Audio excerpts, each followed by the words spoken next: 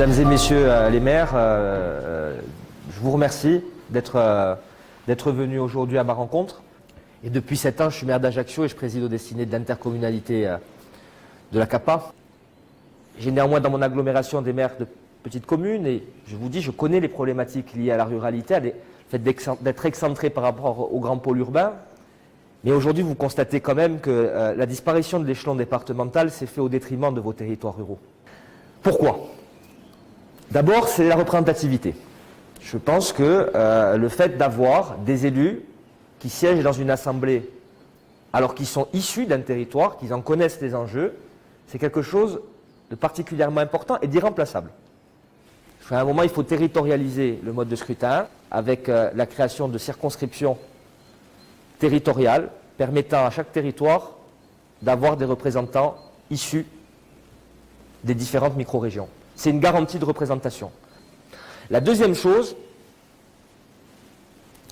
c'est tout simplement proposer de travailler en confiance avec les intercommunalités qui sont aujourd'hui devenues un relais très important, qui est à mon avis sous-utilisé dans le cadre des politiques publiques qui sont menées, sur des contrats de confiance, la contractualisation. À un moment, je crois qu'il y a certaines compétences qui peuvent être exercées par délégation de la CDC sur les territoires.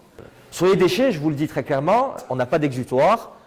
Dans le tout enfouissement qui aujourd'hui n'est pas adapté, non seulement environnementalement parlant, mais qui est pénalisé financièrement, si nous avons la chance d'être conduits aux responsabilités, la première des priorités, ce sera de faire un plan, de le faire voter par l'Assemblée et de l'appliquer et de l'exécuter. Je vais vous dire aussi la motivation première, moi, qui m'anime. Moi, je suis père de famille.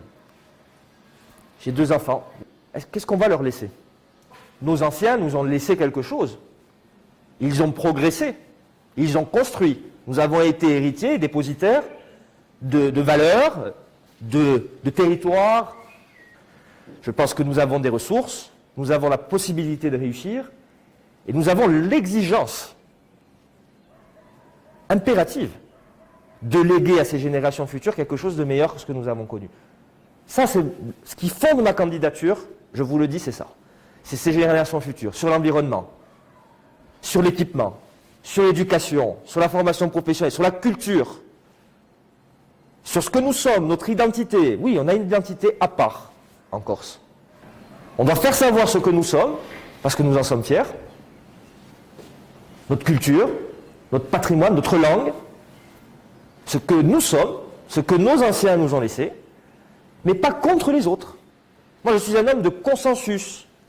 Et je vous le dis, moi, je serai un président exécutif qui cherchera les concessions, les compromis, sans tomber dans la compromission pour vous amener, pour ramener la collectivité, pour ramener la Corse vers une situation de progrès, vers une situation de réussite, vers l'ambition. Oui, je suis ambitieux pour mon territoire, je veux qu'il réussisse. Ce sera à vous d'aiguiller l'action d'un exécutif qui ne peut pas s'occuper de tout. À un moment, il faut des délégations de responsabilité, il faut planifier ensemble sur plusieurs années des actions qui sont essentielles au développement du territoire, au maintien des gens dans le territoire, parce que ce maintien est important, notamment nos personnes âgées. Ça, c'est quelque chose qui nous est particulièrement cher dans l'équipe. Je suis là aussi pour répondre à vos questions, mais encore une fois, du fond du cœur, merci d'être venu à ma rencontre.